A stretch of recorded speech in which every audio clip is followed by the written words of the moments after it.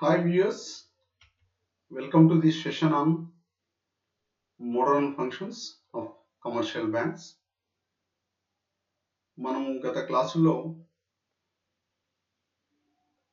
Primary functions, secondary functions మరియు developmental functions గురించి తెలుసుకున్నాం. ఈ క్లాసులో చిట్టచివరిగా modern functions of commercial banks గురించి చర్చించుకున్నాం. మోడర్న్ ఫంక్షన్స్ ఈ బ్యాంకింగ్ వ్యవస్థలో వచ్చినటువంటి వినూత్న పోకడల వల్ల ఈ ఆధునిక విధులు అనేటటువంటివి బ్యాంకులు నిర్వర్తించడం జరుగుతుంది. ఈ మోడర్న్ ఫంక్షన్స్ వల్ల వినియోగదారులకు, దట్ ఈస్ కస్టమర్స్కు, ఖాతాదారులకు చాలా ఉపయోగకరమైనటువంటి సేవలను అందుబాటులోకి వాణిజ్య బ్యాంకులు తీసుకొని రావడం జరిగింది. ఈ మోడర్న్ ఫంక్షన్స్ వల్ల ఖాతాదారులకు కాలాన్ని ఇతరత్ర నిరుపయోగమైనటువంటి ఖర్చులను తగ్గించడానికి ఈ మోడర్న్ ఫంక్షన్స్ చాలా ఉపయోగకరంగా ఉన్నాయని మనం తెలుసుకోవచ్చు. మోడర్న్ ఫంక్షన్స్ లో మొదటిదైనటువంటి ఆటోమేటిక్ టెల్లర్ మిషన్స్, వాటిని మనం ఏమంటామంటే డెబిట్ కార్డ్స్ గా చెప్తాం. ఈ ఆటోమేటిక్ టెల్లర్ మిషన్స్ వల్ల ఎటువంటి ప్రయోజనం ఉంది అని చూసుకున్నట్టయితే, automatic teller machines have revolutionized the banking activities in the country in the last few years. Many bankers have introduced ATMs to assist their customers to withdraw and deposit cash without any waiting time. Due to these ATMs, customers can withdraw and deposit the cash without wasting their time. No need to come to the bank. A customer can go directly to the ATM center. If he wants to deposit, he can deposit. If he wants to withdraw the money, he can withdraw. The debit and credit card holders of a bank can also withdraw cash in emergency from the ATMs at any time. Before introducing these ATMs, customer has to go to bank and withdraw the money within the banking hours. But whereas nowadays, today, we can withdraw the money at any time while going to the ATM centers. Automatic teller machines come debit కార్డులు అనే యంత్రాలు గత కొన్నేళ్లుగా దేశంలోని banking కార్యకలాపాల్లో విప్లవాత్మకమైన మార్పులు వచ్చే విధంగా పనిచేస్తున్నాయి. చాలా మంది బ్యాంకర్లు తమ వినియోగదారులకు ఎటువంటి నిరీక్షణ సమయం, అంటే వేచి చూసేటటువంటి సమయాన్ని లేకుండా నగదు ఉపసంహరించుకోవచ్చు లేదా జమ చేసుకోవచ్చు ఏటీఎంల ద్వారా. ఈ బ్యాంకు యొక్క డెబిట్ మరియు క్రెడిట్ కార్డుదారులు ఎప్పుడైనా ఏటీఎంల నుండి అత్యవసరంగా నగదును ఉపసంహరించుకోవచ్చు, అంటే విత్డ్రా చేసుకోవచ్చు. Credit cards. Many banks have introduced credit cards in India among their customers. Credit card is plastic money which acts as an instrument of credit. Credit card replaces the paper currency. The credit card holders need not carry cash in their pockets. The card holder may purchase goods from any authorized dealers by using the credit card at nominal rate of interest. The card holders can also withdraw cash from ATMs. This credit card system has introduced in India by the banks for drawing the money even though the money is not there in the customer's account. If you are having a credit card, even if you do not have the money in your account, you can draw the money from the ATMs up to certain limit. That is the facility given by the banks through the credit cards. And this credit card is also known as plastic money. This is basically acting as a credit instrument. This credit card replaces the paper currency. You no need to carry the paper currency. You just keep with you the credit card so that anywhere you can buy the goods, whichever goods you want from any authorized dealer by using the credit card at nominal rate of interest. There is a rate of interest is imposed on the amount which you have used through the credit cards, but the rate of interest is very meager, very nominal, very low rate of interest is going to be charged for the credit card balances which we have used. On these card holders, that means the credit card holders can also withdraw cash from ATMs, not only purchasing the goods from the authorized dealers, but also you can withdraw the cash from ATMs by using the credit cards, even if you do not have the balances in your account. That means amount in your account. చాలా బ్యాంకులు తమ వినియోగదారులలో భారతదేశంలో credit కార్డును ప్రవేశపెట్టడం జరిగింది. Credit card అనేది plastic money, plastic డబ్బు. ఇది క్రెడిట్ సాధనంగా పనిచేస్తుంది. క్రెడిట్ కార్డు కాగితపు కరెన్సీని భర్తీ చేస్తుంది. క్రెడిట్ కార్డుదారులు తమ జోబుల్లో నగదు తీసుకెళ్లవలసిన అవసరం లేదు. కార్డు హోల్డర్ నామమాత్రపు వడ్డీ రేటుతో క్రెడిట్ కార్డును ఉపయోగించడం ద్వారా అనేక అధీకృత డీలర్ల నుండి వస్తువులను కొనుగోలు చేయవచ్చు. కార్డుదారులు కూడా ఏటీఎంల నుండి నగదును ఉపసంహరించుకోవచ్చు. అంటే ముఖ్యంగా ఈ క్రెడిట్ కార్డులు అనేటటువంటివి వినియోగదారుల యొక్క కొనుగోలు శక్తిని పెంపొందింపజేయడానికి ఉపయోగపడ్డాయి. అలాగే మనము శ్రమతో కూడినటువంటి పని ఏమి అంటే, ప్రయాణాలు కొనసాగించేటప్పుడు, షాపింగ్కి వెళ్ళేటప్పుడు మన వద్ద డబ్బు ఉంచుకొని వెళ్లాల్సి ఉండేది క్రెడిట్ కార్డ్స్ లేకముందు. ఈరోజు డెబిట్ కార్డ్స్, క్రెడిట్ కార్డ్స్ ఉండడం వలన మనం మనీని క్యారీ చేయాల్సిన అవసరం లేదు.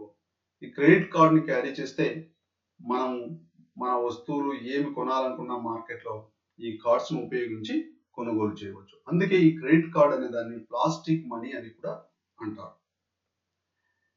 ఈ క్రెడిట్ కార్డుకు మరి డెబిట్ కార్డుకు ఉన్నటువంటి ముఖ్యమైనటువంటి తేడా ఏమి అంటే, క్రెడిట్ కార్డు ఉన్నటువంటి వ్యక్తులు తమ ఖాతాలలో డబ్బు లేకపోయినా కొంత మొత్తం వరకు డబ్బు డ్రా చేయడానికి బ్యాంకు వాళ్ళకి ఒక ఫెసిలిటీని, ఒక సదుపాయాన్ని కల్పించడం జరుగుతుంది.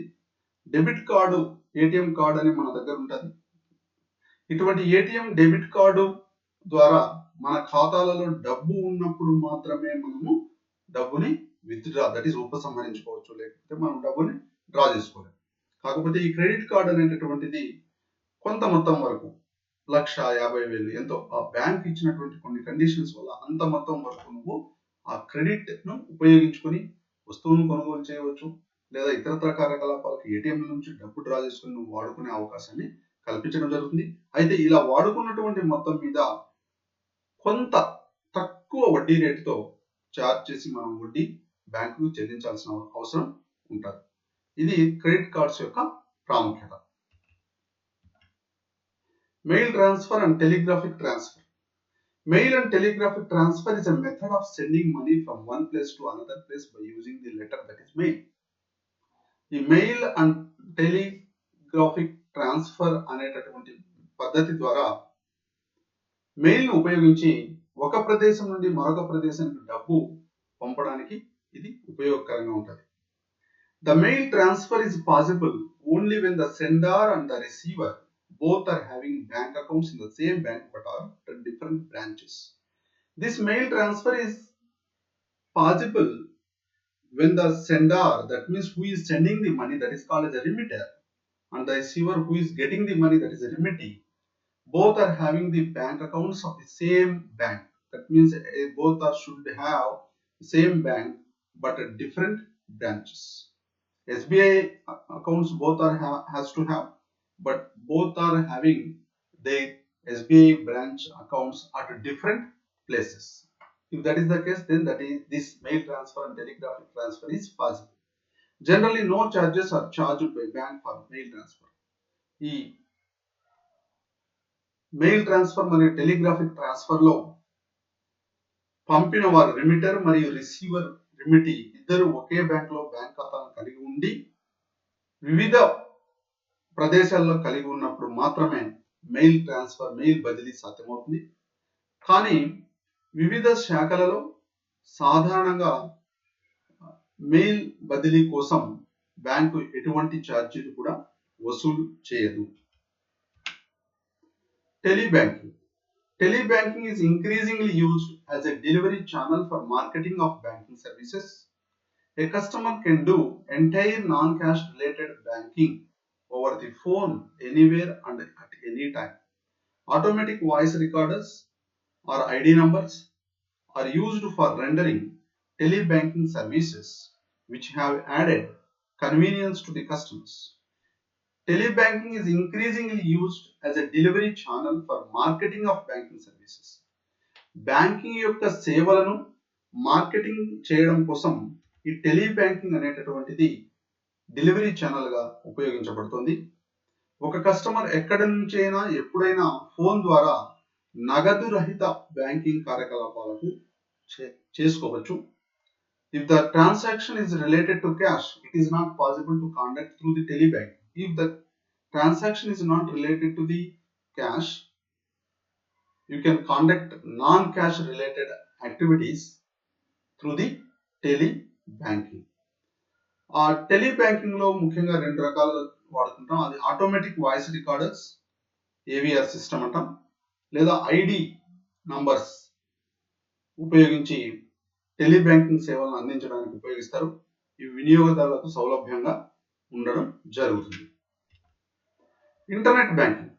Internet banking is a platform for electronic delivery of banking services to the customers. In internet banking, customer of a bank with a PC and a browser can have accounts to his bank website and therefore perform various banking functions.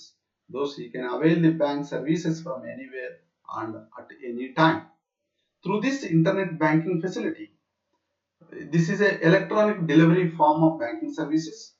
This facility can be utilized by the customers from anywhere at any time for transferring of the amounts or depositing amount or for any purpose.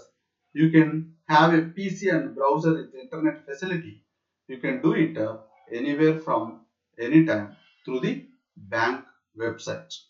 So this internet banking అనేది వినియోగదారులకు banking సేవలను electronic delivery చేయడానికి ఒక వేదిక. Internet banking లో PC మరియు browser తో internet facility కలిగి ఉన్నటువంటి బ్యాంకు కస్టమర్ తన బ్యాంక్ వెబ్సైట్ కు ఖాతాలను కలిగి ఉన్నప్పుడు మరియు తర్వాత వివిధ బ్యాంకింగ్ విధులను నిర్వహించుకోవచ్చు.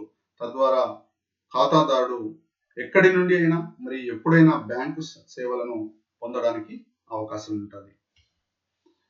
Round the clock.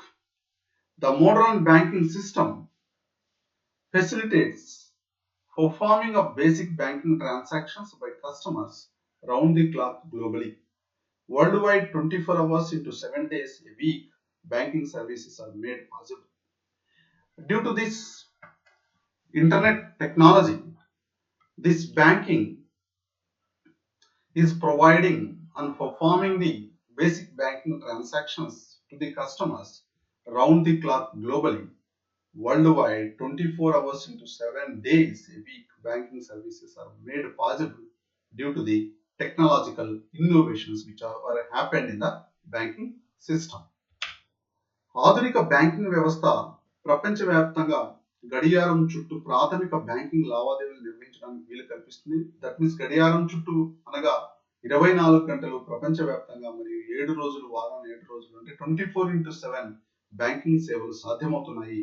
ఇలా బ్యాంకింగ్ సేవలు 24x7 అందించడం వల్ల వినియోగదారు అదే ఖాతాదారులకు చాలా ఉపయోగకరంగా ఉంటూ ఈ మోడర్న్ ఫంక్షన్స్ వల్ల వినియోగదారుల కాలము సమయము మరియు డబ్బు వృధా కాకుండా చాలా రకాలైనటువంటి సేవలను అందుబాటులోకి తీసుకొని రావడానికి ఉపయోగకరమైనటువంటి మోడర్న్ ఫంక్షన్స్ వల్ల బ్యాంకింగ్ వ్యవస్థలో చాలా మార్పులు చోటు చేసుకుని వినూత్నమైనటువంటి పద్ధతుల్లో ఈ రోజు మనం బ్యాంకింగ్ సేవలను పొందుతున్నాము. కావున ఈ మోడర్న్ ఫంక్షన్స్ ఆధునిక విధులు అనేటటువంటివి చాలా ప్రముఖ పాత్ర వహిస్తున్నాయి. ఒక రకంగా చెప్పాలంటే ఈ రోజు బ్యాంకింగ్ వ్యవస్థలో ఆధునిక విధులను నిర్వహించినటువంటి బ్యాంకు మనుగడకే మనుగడకే చాలా సమస్య ఏర్పడుతుంది. కావున మనం పల్లె ప్రాంతాల్లో ఉన్నటువంటి ఆంధ్ర ప్రగతి గ్రామీణ బ్యాంక్, రీజనల్ రూరల్ బ్యాంక్స్ లాంటివి కూడా ఈరోజు చాలా వరకు ఈ ఆధునిక విధులను నిర్వర్తించడంలో తలమునకలై ఉన్నాయి.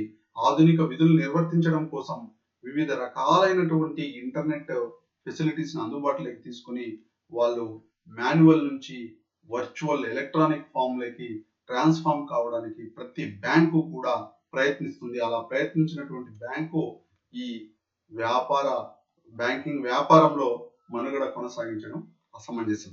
కావున విద్యార్థులారా, ఈ ఆధునిక విధులు అనేటటువంటి వాటి వల్ల ప్రజలకైతేనేమి, వ్యాపార సంస్థలకైతేనేమి, ఈ వర్గము ఆ వర్గం అని లేకుండా అన్ని వర్గాల వారికి, ఇండస్ట్రీస్ పారిశ్రామికదారులకైతేనేమి, రైతులకైతేనేమి, విద్యార్థులకైతేనేమి, ఉద్యోగస్తులకైతేనేమి, ఎటువంటి వారికైనా ఈ ఆధునిక విధుల వల్ల వాళ్ళ యొక్క కాలము మరియు డబ్బు వృధా కాకుండా వివిధ రకాలైనటువంటి సేవలను తమ ఇంటి నుండి కానీ ఎక్కడి నుంచి అయినా కానీ తను పొందడానికి అవకాశం ఏర్పరిచినటువంటి ఆధునిక బ్యాంకుల యొక్క ప్రాముఖ్యత చాలా అనర్విచనీయం.